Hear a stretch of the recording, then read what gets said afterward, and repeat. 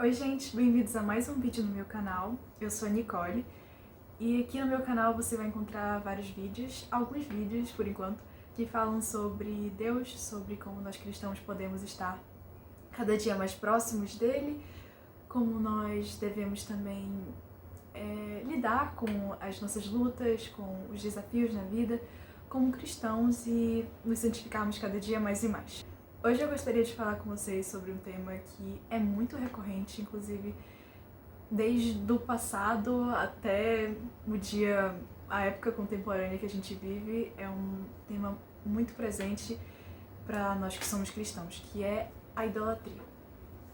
Quando a gente pensa em idolatria, muitas das vezes o que vem na nossa mente é um povo, o povo israelita, por exemplo, gigante ao redor de estatuetas de ouro, de prata ou dessas coisas do tipo, e adorando essas estátuas em vez de adorar a Deus. Mas na verdade a idolatria é um dos pecados mais recorrentes no nosso meio. Porque o que é idolatria? É quando você coloca no patamar que deveria estar Deus algo que não é Deus e nem chega próximo de ser ele. Ou seja, pode ser que você idolatre o seu trabalho, a sua carreira, algum relacionamento, a sua família, qualquer coisa que você coloque, digamos assim, no pódio em primeiro lugar na sua vida, que você considera essencial, ou seja, aquilo que você pensa, por exemplo, eu não vivo sem aquilo definitivamente é um Deus na sua vida. E o que é interessante é que a maioria das pessoas, incluindo eu e, bem, todo mundo, passa a vida tentando realizar, assim, os maiores sonhos do nosso coração. Pelo menos é isso que a gente faz, né? A gente tenta realizar sonhos, a gente corre atrás do que interessa a gente procura realmente realizar o que está no nosso coração, ou seja, aquilo que a gente quer. Muitas das vezes a gente não percebe que talvez realizar o maior sonho do nosso coração seja a pior coisa que poderia nos acontecer. Em Romanos 1:24, Paulo fala que uma das piores coisas que poderia acontecer a alguém é Deus entregar a ela os desejos mais ardentes do coração dela. Isso porque o nosso coração tem a tendência de formar ídolo naquilo que não chega nem aos pés de Deus, ou seja, a gente passa a adorar aquilo que não deveria ser adorado. E quando nós fazemos isso, nós nos decepcionamos. As nossas expectativas, elas simplesmente são frustradas, porque digamos que o nosso ídolo seja aquilo que está no nosso coração, é o nosso trabalho. Quando nós falhamos, quando a gente percebe que aquilo não é perfeito, quando tem algum problema no trabalho, a gente fica triste. E quando nós nos entristecemos, é justamente porque aquilo já estava sendo um ídolo no nosso coração. Ou seja, o trabalho ou o estudo ou algo do tipo passa a ser o principal na nossa vida. Aquilo que a gente ama mais. E a gente se decepciona porque aquilo não vai suprir a nossa necessidade como Deus supre. Todo ser humano precisa viver em torno de alguma coisa.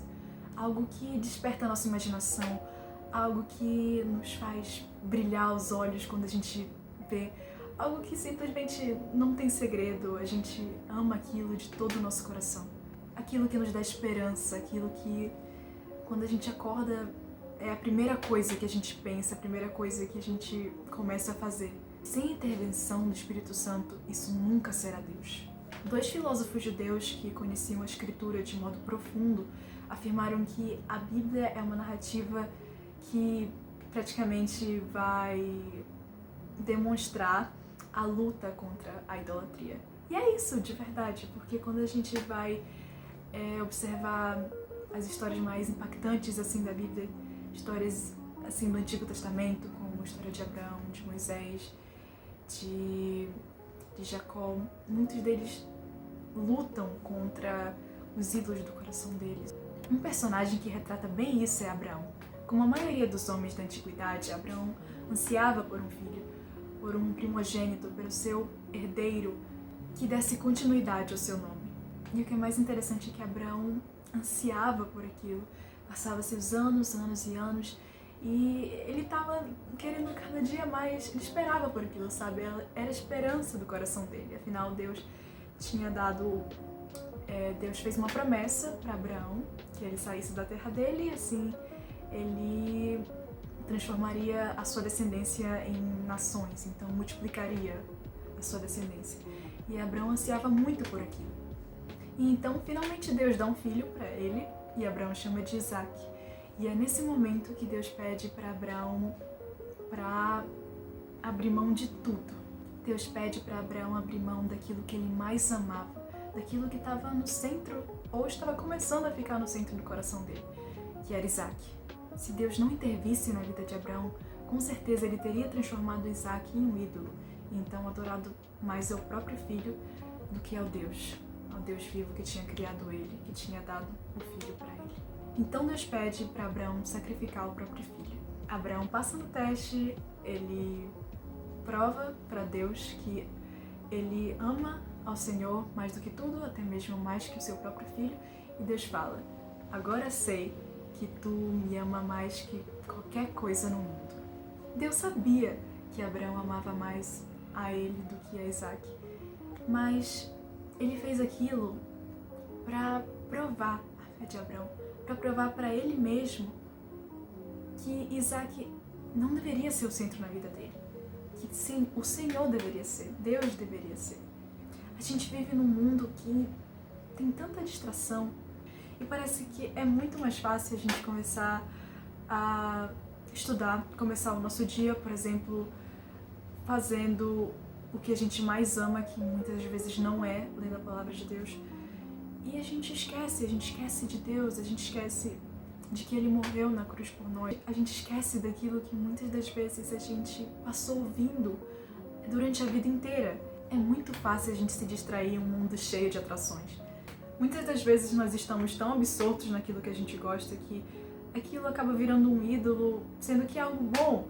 Pode ser um esporte, ou sair com os nossos amigos, ou alguma outra coisa que a gente gosta de fazer e a gente acaba colocando acima de Deus, sabe? Não é errado fazer aquilo, mas é errado quando a gente coloca aquilo acima do Senhor. Teve uma época na minha vida que parecia ser tão difícil buscar Deus. Era difícil orar, era difícil ler a palavra.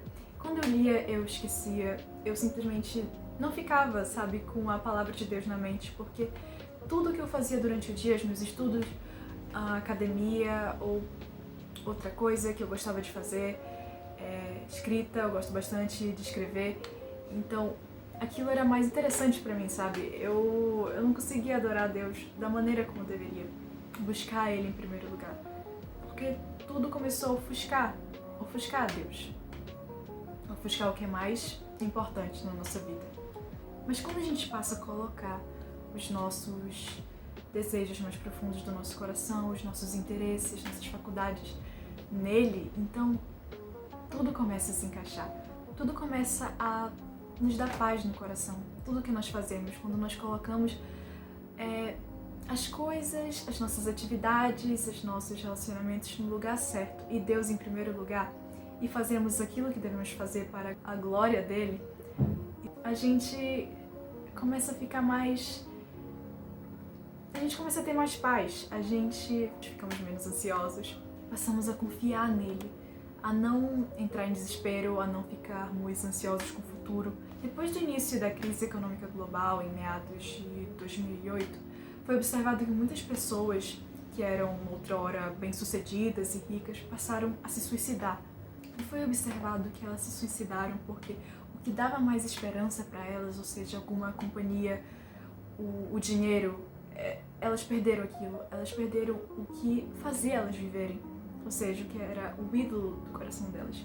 Quando a nossa esperança nos é tirada da vida. Então, quando a gente fala, a gente ouve muito que quando a vida, há esperança, mas eu acredito que é o oposto, na verdade. Enquanto a esperança, há vida. E a nossa esperança tem que estar firmada em Deus, porque Deus, Ele nunca vai nos decepcionar. Deus não decepciona ninguém. Afinal de contas, Ele é Deus, Ele supre as nossas necessidades. E nada nesse mundo aqui pode suprir. E quanto mais cedo a gente entende isso, melhor será para nós. Os períodos mais dolorosos da nossa vida, é interessante, são aqueles no qual os nossos Isaques, os nossos ídolos, estão sendo removidos por Deus. Muitas vezes a gente só percebe que Jesus é tudo que a gente precisa, é o único Deus que a gente precisa até Ele ser tudo o que a gente tem. Às vezes Deus parece estar nos matando, quando na verdade Ele está nos salvando. Então, o que precisamos fazer para colocarmos Deus em primeiro lugar na nossa vida? Primeiro, saber que não é pela nossa força, não é pela força do nosso braço, que a gente vai conseguir colocar Deus em primeiro lugar na nossa vida, e sim só com a ação do Espírito Santo. Pedir a Jesus, pedir para o Senhor, para Ele estar no centro da nossa vida, para Ele estar no centro das nossas decisões, para Ele estar no centro de tudo.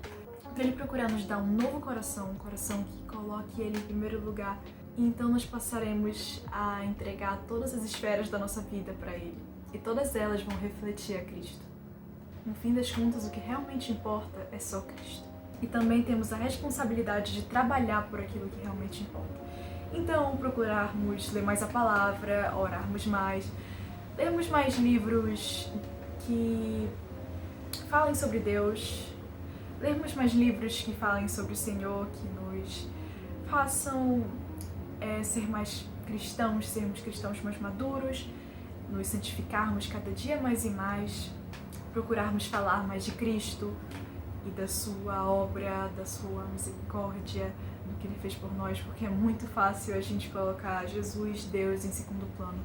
Mas então eu quero convidar você para estar cada dia mais e mais próximo, ou mais próxima de Cristo, para estarmos sempre buscando Ele em primeiro lugar. E não sozinhos, porque sozinhos a gente não consegue nada. Então precisamos do Espírito Santo, precisamos de uma boa igreja, precisamos de amigos cristãos, precisamos estarmos cada dia mais e mais próximos dele. Então é isso, eu espero que vocês tenham aproveitado o vídeo de hoje. Se vocês gostaram do vídeo, então deixem um like nele, ou se não, então não deixem o like. Eu espero que vocês estejam trilhando num caminho cada dia mais e mais próximo do Senhor.